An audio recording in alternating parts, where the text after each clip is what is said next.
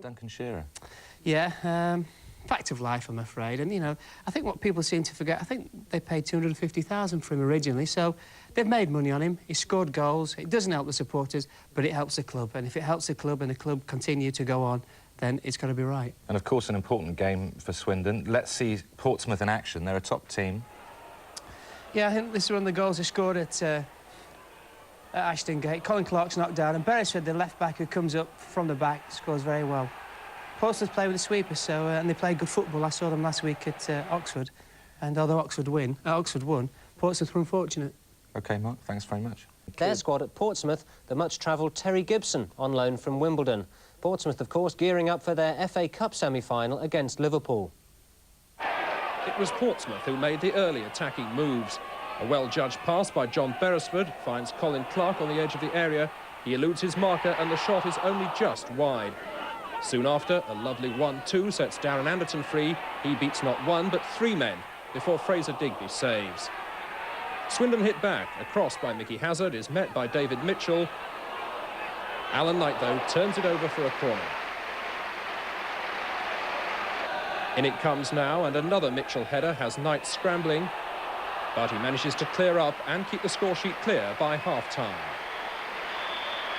So a goalless first half, and doesn't that Darren Anderton look a good player?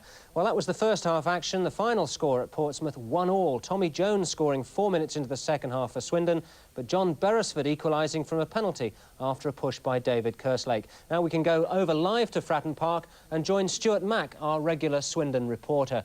Stuart, Terry Gibson filling in for Duncan Shearer first. How did he get on? He did very well for a small guy, very busy, playing well up front with Dave Mitchell. But it was always going to be difficult for them against a well-organised Portsmouth defence who have only conceded 9 goals at home this season. So does that mean, though, that the result there, that Swindon are really getting away from those playoff places? Well, they've dropped to 10th place now. They're 3 points off 6th place, so I don't think they'll, think they're right out of it. It all depends now. We've got Sunderland on Wednesday, and then we've got Port Vale and Wolves at home coming up. So it's going to be very tight at the finish. But all in all, I think Glenn Hoddle will be pleased with a point today because Portsmouth have only been beaten once at home. Thank you, Stuart Mack. Hoddle, they're still in the chase, even though Saturday's 1-1 draw at Portsmouth left them 4 places and 3 points adrift of Charlton in 6th place. Portsmouth played with all the confidence of a side who've reached the semi-final of the FA Cup. Northern Ireland international Colin Clark showing the sort of form that could worry Liverpool on Sunday. And winger Darren Anderton showed why he's valued at £1 million with some tricky footwork and an explosive shot.